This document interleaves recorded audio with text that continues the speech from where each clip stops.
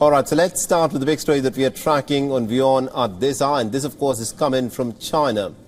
Now, the world's second largest nation in terms of population, the second largest in terms of size of its economy, and amongst the top 5 in terms of its territorial area. China's hunger for land seems to be almost unending. Now, what is interesting is this. China has recently released a new map, and this map has invited strong criticism from its neighbors. Now, the protests were in fact lodged for a very simple but a very serious reason. In its new map, China claims territories that it does not even physically control. These are territories that belong to its neighbors as part of its own. Now, India, of course, was the first to dismiss these maps and to register a protest. The Nepalese foreign minister was the second to in fact speak out, and now Malaysia and the Philippines have also followed suit. Now, China has published a new version of its national map.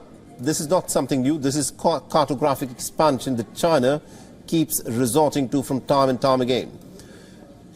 At least since 2006 onwards, this has been a regular feature on behalf of the Chinese. Beijing says that these maps are in fact meant to correct what it has in the past referred to as very problematic maps that it claims misrepresent its territorial borders. Now, starting with the Philippines, Manila, of course, rejected the new Chinese map because of its inclusion of a dashed line around the contested areas of the South China Sea. The territories claimed by China in the new map were subject to an international tribunal ruling in 2016 that was in favor of Manila. The Malaysia's Ministry of Foreign Affairs has also dismissed China's unilateral claims. The statement has further added that Malaysia is consistent in its position of rejecting any foreign party's claims to sovereignty, sovereign rights and jurisdiction of its maritime features.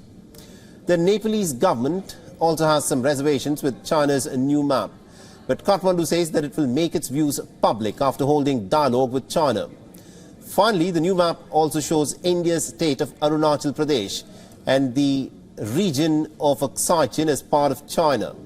But India, remember, has rejected and rubbished Chinese claims over these territories.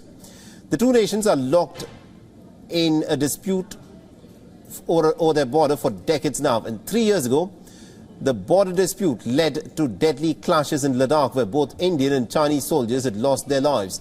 The situation remains tense ever since. But last week, the leaders of the two nations, in fact, met on the sidelines of the BRICS summit in South Africa. The border issues have dominated talks, where both sides have called for a speedy disengagement on friction points.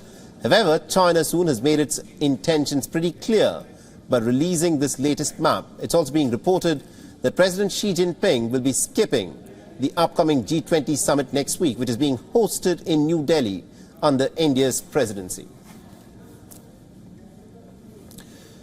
I earlier spoke with Ambassador Dilip Sinha, who is a former Indian permanent representative to the United Nations and also a former Indian ambassador, and this is what he had to say on this matter.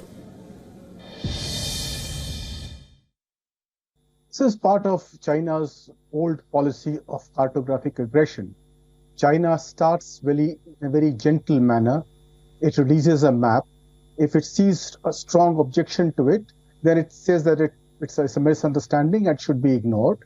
And then when it finds a better opportunity, it then goes ahead and re-releases the map. And Chinese maps are not really the end of its claims. If China wants more territory, then it will declare the old map to be an old map and say that now we have issued a revised map, which is the correct map. So if you go back over the last 70 years, you find China's cartographic claims have been increasing.